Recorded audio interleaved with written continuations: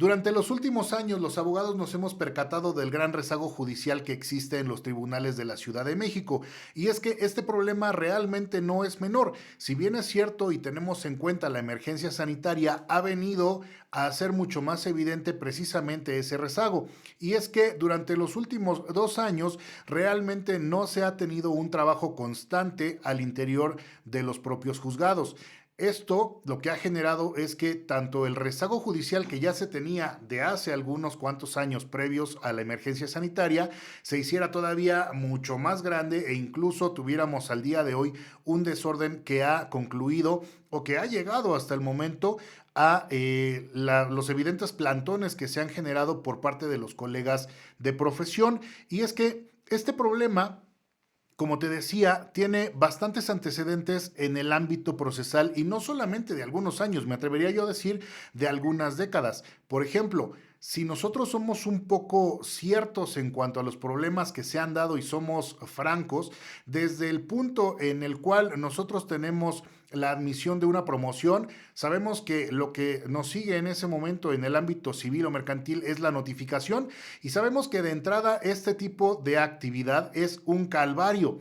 Mucho más allá de poder ejecutar tan solo la notificación para la cual muchas veces se nos acuerda un periodo de un mes o un poco más de un mes, actualmente nos estamos yendo y estamos dando cuenta que existen a través de este nuevo sistema de citas digitales que está otorgando o que está tratando de implementar la Ciudad de México a través de sus tribunales, pues hay algunos casos en los cuales se han dado citas que se ajustan el día de hoy o que se acuerdan el día de hoy para llevar verificativo dentro de un año, tal cual lo estás escuchando. Entonces, si ya de por sí nosotros teníamos una grave problemática a la hora de ajustarnos al inicio del procedimiento, precisamente con esta notificación, pues actualmente estamos mucho peor. Incluso si a ello también le colgamos algún elemento extra, como por ejemplo puede ser la necesidad de ese famoso impulso procesal, que pues bueno, en el ámbito de la postulancia sabemos que se da para algunos actuarios, ojo, no todos, aunque pues cada quien dirá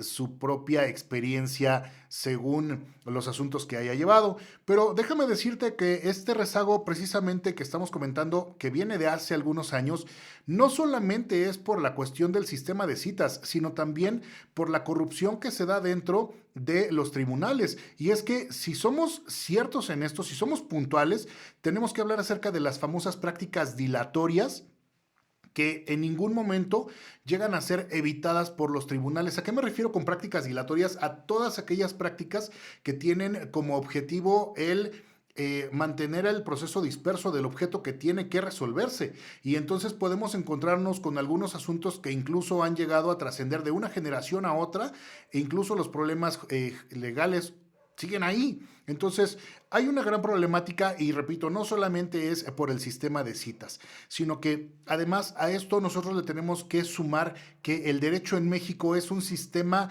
de derecho acartonado. O es un sistema en donde, si bien es cierto, la propia Constitución nos dice que no tenemos títulos nobiliarios y que no existen, los títulos nobiliarios al día de hoy se practican a través de los títulos de profesión, ya sea que estemos hablando de un licenciado o estemos hablando de un maestro o estemos hablando de un doctor, el cual en automático cuando estamos dentro del sistema de tribunales tiene que antecederle una reverencia. Suma educación, trato de diferencial, totalmente acartonado y este tipo de situaciones dentro del derecho lo único que hacen es entorpecer realmente la administración, procuración de justicia. Entonces, pero vamos a hablar de una cuestión también que está en relación a esta administración, procuración de justicia, que además es lo más importante, que son las partes litigantes. Recordemos ahí que nosotros como abogados solamente somos los representantes legales, por tanto, a nosotros nos toca postular, pero realmente las partes son los litigantes, el actor y el demandado. Así que, bueno, en este elemento, déjame decirte que con este sistema de citas, más todos los problemas que ya te he estado comentando en este video, estamos identificando que realmente hay una violación a los derechos de los litigantes, de las partes litigantes.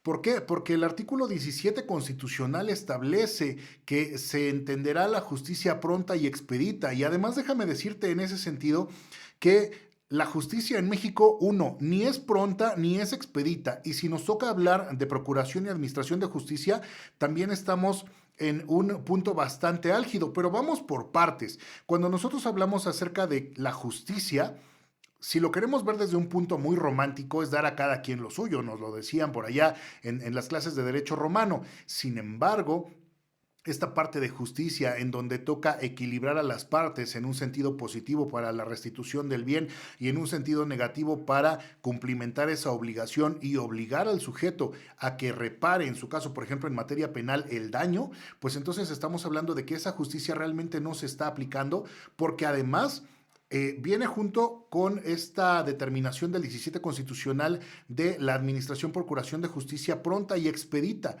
Y como lo hemos comentado y como lo hemos sabido varios colegas, realmente las prácticas dilatorias dentro del derecho y la omisión tanto de los jueces como de el personal de juzgado para evitar estas prácticas dilatorias favorecen además que se siga dando esta violación de derechos. Y si a ello le sumamos problemáticas reales, como por ejemplo el hecho de que los expedientes llegan a turnarse y duran años prácticamente sin moverse o llegan algunos de ellos simple y llanamente a mantenerse fuera del alcance real del objeto de ese juicio, pues entonces tenemos que vamos a llegar a los derechos ficción. Y aquí en los derechos ficción tenemos una cuestión bastante interesante porque un derecho ficción nace precisamente de la norma sustantiva, de aquella que nos dice qué es lo que debemos regular y por otro lado qué es lo que se va a castigar. Sin embargo, aun y cuando tenemos a esta norma sustantiva, la realidad es que solamente es un derecho ficción, se garantiza, pero la protección de ese derecho no se encarna a través de los tribunales porque simple y llanamente tanto el rezago como las prácticas dilatorias y además la corrupción que se encuentra dentro de esos tribunales sigue trabajando como una máquina aceitada. Déjame decirte en ese tenor de ideas que cuando nosotros hablamos acerca de los derechos humanos, también nos encontramos con que precisamente en relación a ese 17 constitucional tenemos justamente un derecho ficción. ¿Por qué? Porque en este sentido los tribunales se convierten en algo que también la Constitución prohíbe. No se puede ser juez y tampoco se puede ser parte. Pero en el momento en el que un tribunal no está aplicando justicia pronta ni expedita porque los asuntos no se resuelven en el tiempo que deberían, número uno, se le está causando un detrimento tanto económico a las partes como una violación directa de derechos al no acceder a esa justicia pronta y expedita de la que hemos estado hablando. Ahora, si hablamos de la procuración y administración de justicia, difícilmente pudiéramos llegar a esa procuración porque no se, en muchas ocasiones ni siquiera se entra directamente a la revisión o a la judicialización de ese objeto del juicio. Y si hablamos de la administración de justicia, realmente estaríamos hablando de una violación de derechos constitucionales. ¿Por qué? Porque estamos percatándonos de que estos tribunales se vuelven juez y a la vez se vuelven parte. Y ojo, no solamente están dañando a una de las partes, están dañando a ambas partes. En la administración de justicia, que no es pronta ni es expedita, tenemos directamente la violación de un derecho humano. Por donde tú lo quieras analizar y donde lo quieras revisar, estamos hablando principalmente en materia jerárquica de la violación directa de la ley procesal, normas constitucionales y además tratados internacionales. Así que ahí es donde nosotros encontramos precisamente estos derechos ficción que se han venido a dar precisamente a raíz de esta reforma de derechos humanos del 2021. Sí, efectivamente, en papel se ve muy bonito, pero la realidad es que es totalmente distinta.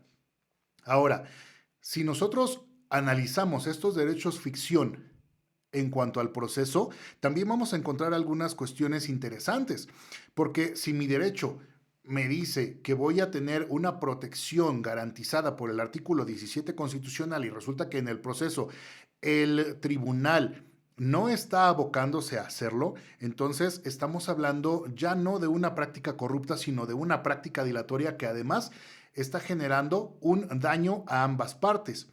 Ahora, hablemos de la parte oscura de tribunales.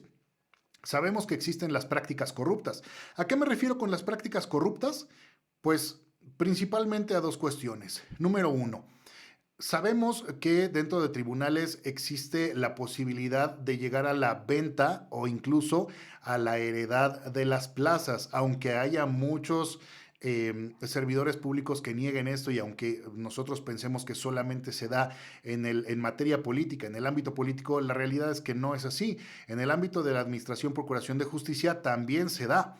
Incluso hay personas dentro de tribunales que tienen trabajando a sus hijos, a sus tíos, a sus esposos. La única diferencia es que trabajan en juzgados diferentes. Así que esto lo que provoca es que se vayan comenzando a generar algunos grupos internos de poder que a la postre terminan asociándose de manera ilícita tanto con despachos como con algunos abogados y se llega incluso a cometer algún delito como lo puede ser el tráfico de influencia e incluso se llega a traficar con estas plazas que te estoy comentando. Entonces, el ingreso de familiares es solamente alguna de las prácticas corruptas que se dan en tribunales. La litigación interna y sabiendo mucho más el cómo va a emitirse una resolución también es otra de las prácticas que tenemos en ese punto. Entonces, ojo con ello porque estas prácticas corruptas y estas prácticas dilatorias son las que también comienzan a generar ese rezago y que, como te comento, ahora se ha hecho mucho más evidente precisamente en los tribunales de la Ciudad de México.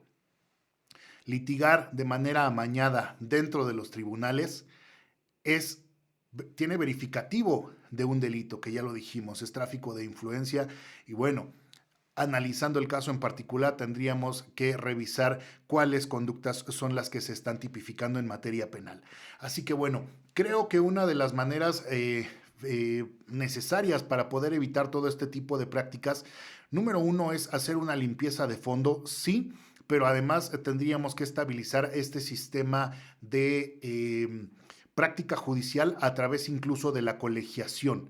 ¿Por qué hablo de la colegiación? Porque muchas veces estas personas que están llegando y que se están insertando dentro del sistema judicial son las que comienzan a generar este tipo de corrupción. Sin embargo, muchos de ellos en varios lugares ni siquiera tienen la licenciatura en Derecho terminada. Bueno, ya no hablemos acerca de esto. Si nosotros utilizamos la colegiación que se había iniciado y se procuró cuando se generó esta reforma en materia penal, por allá por la CETEC, por el año 2008, tendríamos que tener verificativo a través de exámenes tal y cual ocurre en Estados Unidos y en algunos otros lugares del mundo. ¿Por qué? Al día de hoy sabemos que existen más de 390,000 cédulas que ha expedido la Dirección General de Profesiones a nivel federal para abogados. Efectivamente, no todos esos 390,000 o más de 390,000 están ejerciendo y están postulando. Sin embargo, la gran cantidad que se encuentra trabajando dentro del ámbito judicial como abogado postulante, pues realmente sabemos que necesitan justamente esta cuestión de la actualización para comenzar a disminuir y en su momento, aunque suene muy utópico, el erradicar este tipo de malas prácticas. La colegiación considero que es un elemento sumamente necesario para evitar tanto la corrupción derivado del desconocimiento y que haya el famoso impulso procesal. La colegiación obliga a la actualización, la colegiación obliga también a que se estandarice el nivel de líneas de resolución a nivel judicial.